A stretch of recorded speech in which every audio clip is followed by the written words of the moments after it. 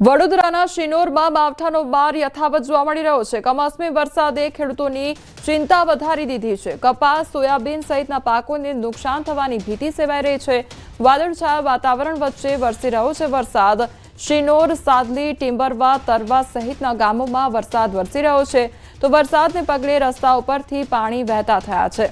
તો વડોદરાના શિનોરના આ દ્રશ્યો સામે આવ્યા છે। સંવાદદાતા હાર્દિક અમારી સાથે જોડાઈ ગયા છે। હાર્દિક, વડોદરામાં અત્યારે કયા પ્રકારનું વાતાવરણ છે, શું પરિસ્થિતિ? બિલકુલ, જો વડોદરા શહેર જિલ્લાની વાત કરવામાં આવે તો વડોદરા શહેર અને જિલ્લામાં માવઠું જે છે તેને માજા મૂકી છે। આ દ્રશ્યો તમે જે જોઈ રહ્યા છો તે શિનોરના દ્રશ્યો છે અને શિનોરમાં જોઈ શકાય છે કે કઈ હદે વરસાદ જે છે તે વરસી રહ્યો છે। એના કારણે કપાસ, સોયાબીન સહિતના જે પાક છે તેને નુકસાન થવાની ભીતિ છે। વડોદરા શહેરની વાત કરીએ તો છેલ્લા 1 કલાકથી વડોદરા શહેરમાં સતત વરસાદ જે છે તે વરસી રહ્યો છે। એના કારણે વડોદરા વાસીઓને નીચાણવાળા કેટલાક વિસ્તારમાં પાણી ભરાઈ જાય તેવી દહેશત જે છે તે સતાવી રહી છે। શિનોરની વાત છે, વડોદરાની વાત છે, પણ સાથે સાથે પાદરા, સાવલી, કરજણ, ડભોઈ સહિતના જે અલગ અલગ તાલુકા છે ત્યાં આ પ્રકારની પરિસ્થિતિ જોવા મળી રહી છે। જી હાર્દિક, સમગ્ર માહિતી બદલ આપનો આભાર। ભાવનગર જિલ્લામાં ધોધમાર કમોસમી વરસાદ ખાબક્યો છે। જિલ્લાના ગારિયાધાર તાલુકા પંથકમાં કમોસમી વરસાદ નોંધાયો તો ગારિયાધાર શહેર અને ગ્રામ્ય વિસ્તારોમાં ધોધમાર વરસાદનું આગમન થયું છે। ગારિયાધાર, ચોમાલ, વાવડી, પરવડી, ચારોડિયા તેમજ સુરનગર અને માંડવી, નવાગામ, દમરલા સહિતના જે ગામો છે તેમાં વરસાદી માહોલ જામ્યો છે। તો ગારિયાધાર પંથકમાં વરસાદી માહોલથી ખેડૂતોના પાકને નુકસાન થયું છે અને હાલ ગારિયાધાર પંથકમાં વરસાદી માહોલના કારણે ખેડૂતોની ચિંતામાં વધારો થયો છે।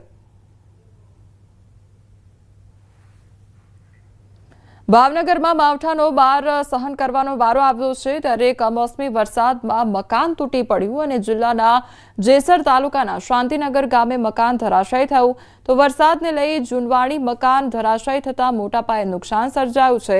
મકાનમાં રહેલ ઘર વખરીનો માલ સામાન દટાઈ ગયો હતો તો શાંતિનગર ગામે રહેતા ઠોળિયા ભરતભાઈનું મકાન ધરાશાયી થયું છે। ભાવનગર શહેરમાં કમોસમી વરસાદ વરસ્યો તો સતત 4 દિવસથી શહેરમાં વરસાદી માહોલ જોવા મળ્યો। માવઠાના કારણે ખેડૂતોની ચિંતામાં વધારો થયો। વરસાદને કારણે રસ્તાઓ ભીંજાઈ ગયા છે। વહેલી સવારથી જ આજે જ્યારે જે ડીપ સિસ્ટમ સક્રિય થઈ છે ત્યારે ભાવનગર શહેર સહિત જિલ્લામાં અનેક વિસ્તારોમાં જે વરસાદી માહોલ છે તે સર્જાયો હતો અને હાલ પણ ધીમી ગતિએ વરસાદ શરૂ છે। તમે દ્રશ્યમાં જોઈ શકો છો કે શહેર સહિત જિલ્લાના જે વિસ્તારો છે ત્યાં વરસાદનું જોર યથાવત છે। વરસાદના જોરને લઈ અને લોકોનું જીવન છે પણ અસ્તવ્યસ્ત થયું છે। ચોક્કસ કહી શકાય કે આ કમોસમી વરસાદે લોકોના જીવન પર અસર કરી છે। ખાસ કરીને વાત કરીએ તો જે ભાવનગર જિલ્લાના પંથકોના વિસ્તાર છે એટલે કે તળાજા, મહુવા સહિતના જે વિસ્તારો છે આ વિસ્તારોમાં જે વહેલી સવારથી જ વરસાદી માહોલ છે તે સર્જાયો હતો અને લોકોને મહુવાના જે પંથકોના જે ગામો છે તેમાં પાણી ભરાવાના પ્રશ્નોને લઈ અને લોકોને હાલાકીનો સામનો કરવો પડ્યો હતો। ત્યારે બીજી તરફ વાત કરીએ તો જે શેત્રુંજી ડેમ છે, જે ભાવનગરનો જે શેત્રુંજી ડેમ આજે ફરી વખત એટલે કે 8મી વખત છે તે ઓવરફ્લો થયો છે અને તેને લઈને પણ નીચેના જે ગામો છે તેને એલર્ટ કરવામાં આવે છે તંત્ર દ્વારા। હાલ હજી પણ વરસાદની આગાહીને લઈ અને તંત્ર દ્વારા આગાહી કરવામાં આવી છે કે આવનાર 5 દિવસમાં આ સિસ્ટમ છે તે સક્રિય રહેશે। નીતિન ગોયલ, ન્યૂઝ 18 ગુજરાતી, ભાવનગર।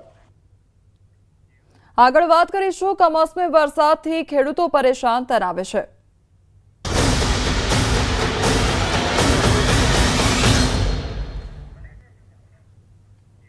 સુરતના ઓલપાડમાં કમોસમી વરસાદથી ખેડૂતોની હાલત કફોડી બની ગઈ છે। રસ્તા પર સુકાવવા મૂકેલ ડાંગરના પાક પર પાણી ફરી વળતા ખેડૂતોમાં ચિંતા વ્યાપી છે। પૂર્વ મંત્રી મુકેશ પટેલે અધિકારીઓ સાથે ઓલપાડ વિસ્તારની મુલાકાત લીધી।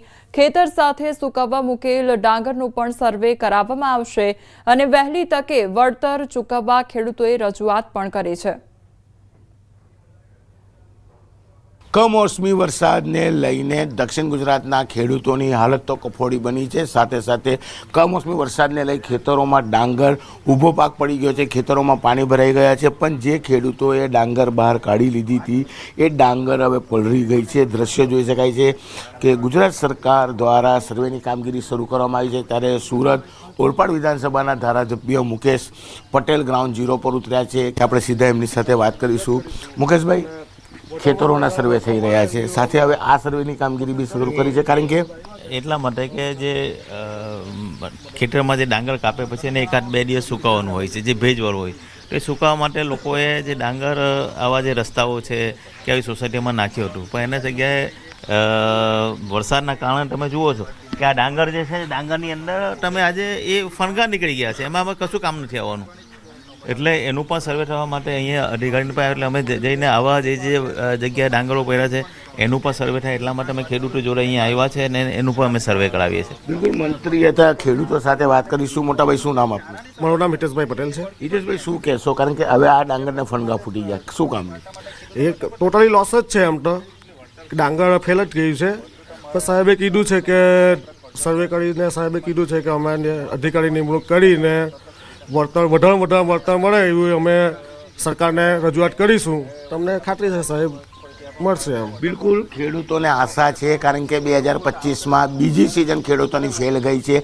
કેમેરામેન જીગર ગુગલ સાથે કીર્તેશ પટેલ, ન્યૂઝ 18 ગુજરાતી, ઓલપાડ. સુરત જિલ્લામાં કમોસમી વરસાદને લઈ ડાંગર અને શેરડીના પાકને કારણે ભારે નુકસાન વેઠવાનો વારો આવ્યો છે. ત્યારે પૂર્વ મંત્રી મુકેશ પટેલ સરસ ગામના અસરગ્રસ્ત વિસ્તારની મુલાકાત લેવા માટે પહોંચ્યા હતા. ખેડૂતો સાથે નુકસાન અંગે ચર્ચા પણ કરવામાં આવી હતી. પૂર્વ મંત્રી વહેલી તકે વળતર ચૂકવાશે તેવું ખેડૂતોને આશ્વાસન આપ્યું છે. કમોસમી વરસાદને લઈને દક્ષિણ ગુજરાતમાં ડાંગરના પાકને મોટા પ્રમાણમાં નુકસાન છે. દ્રશ્ય જોઈ શકાય છે, ખેતરોમાં પાણી ભરાયેલા છે. ઊભી ડાંગર છે 2025માં બીજી સિઝન ખેડૂતોની ફેલ ગઈ છે. ત્યારે હવે ગુજરાત સરકાર દ્વારા સર્વેની કામગીરી શરૂ કરવામાં આવી છે. જોઈ શકાય છે ખેતરમાં ડાંગર છે, પાણી ભરાયેલા છે અને આ વિસ્તારના ધારાસભ્ય અને મંત્રી રહી ચૂકેલા મુકેશ પટેલ ગામડા વિસ્તારોમાં સર્વેની ટીમો સાથે નીકળ્યા છે. મુકેશભાઈ પટેલ ધારાસભ્ય છે. આપણે સીધા વાત કરીએ. મુકેશભાઈ, 2025નું વર્ષ ખેડૂતો માટે નુકસાનકારક, કારણ કે ઉનાળુ પાક હતો તેમાં કમોસમી વરસાદ અને હવે ચોમાસાની ડાંગર નીકળવાની તૈયારી કમોસમી. કુદરતની આગળ આપણે સૌ લાચાર છે, પરંતુ જે રીતે સમગ્ર ગુજરાતની અંદર જે રીતે તમામ જિલ્લામાં વરસાદ પડ્યો છે એ વરસાદ એટલી હદે પડ્યો છે કે જે એની ચાલુ સિઝનની અંદર પણ વરસાદ ના પડે એટલું આ 3 દિવસની અંદર જે વરસાદ પડ્યો છે. સર્વેની કામગીરી શરૂ કરવામાં આવી છે. આપ જાતે ગ્રાઉન્ડ પર ઉતર્યા છો, સર્વેયરો સાથે ખેતરો ફરી રહ્યા છો. શું લાગે છે ખેડૂતોને કેટલું વળતરની આશા છે તમારી પાસે? દર વખતે આપણે જોઈએ છે કે ક્યાંક ને ક્યાંક સર્વેની અંદર ક્યાંક કોઈક એવી ખામી દેખાતી કે મારું સર્વે રહી ગયું છે, આ રહી ગયું છે. તો ગઈકાલે જ મેં સુરત સર્કિટ હાઉસ ખાતે મારા તમામ અધિકારીશ્રીઓ, તમામ ખેતી વિભાગના અધિકારીશ્રીઓ એને મિટિંગ કરી હતી અને ખાસ કરીને પહેલીવાર જે સહકારી સંસ્થા છે એ સહકારી સંસ્થાના જે પ્રમુખો છે એ લોકોને કે તમારા ગામનો એક પ્રતિનિધિ અમને આપો. એને એ લોકો પ્રતિનિધિ નામ પણ આપી દે. કાલે એને ટ્રેનિંગ પણ આપવામાં આવશે અને એ પણ અમારા જે ગ્રામ સેવક છે એ લોકો સાથે રહેશે, જેથી મારા કોઈ ખેડૂતને એવું ના થાય કે મારું સર્વે કરવામાં રહી ગયું છે. બિલકુલ, આટા મુકેશભાઈ, ટીમો બનાવવામાં આવી છે. ગામ સર્વેનો હોય, સહકારી ક્ષેત્રનો એક વ્યક્તિ હોય, તલાટી હોય કે મંત્રી હોય, તમામ લોકો છે. હું ફરી એક વખત દ્રશ્ય બતાવવા માંગીશ કે આ જોઈ શકો છો ખેતરોમાં તૈયાર છે અને પાક કાઢીને બહાર કાઢે એ પહેલાં જ કહી શકાય કે નુકસાન છે. કેમેરામેન જીગર ગુગલ સાથે કીર્તેશ પટેલ, ન્યૂઝ 18 ગુજરાતી, ઓલપાડ.